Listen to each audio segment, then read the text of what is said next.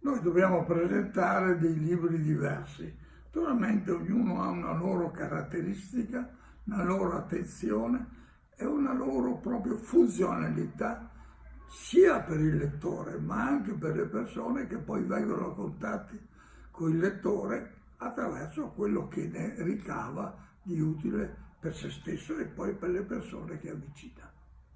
Questi ovviamente sono libri che hanno una loro importanza. La storia del Mediterraneo, cioè della civiltà nostra, cristiana o meno, a noi vicino, è interessante. E qui vengono descritti gli elementi più importanti, dalla lucerna, la valigia, l'anfora, il corallo, la moneta.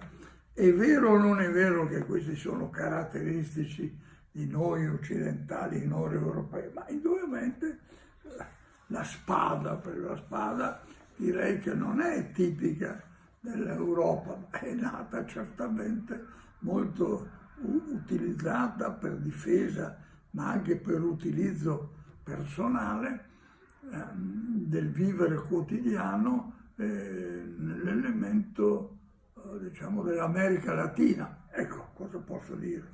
La moneta sì, si dice che la moneta nasce a Firenze, in particolare ai tempi dei Medici.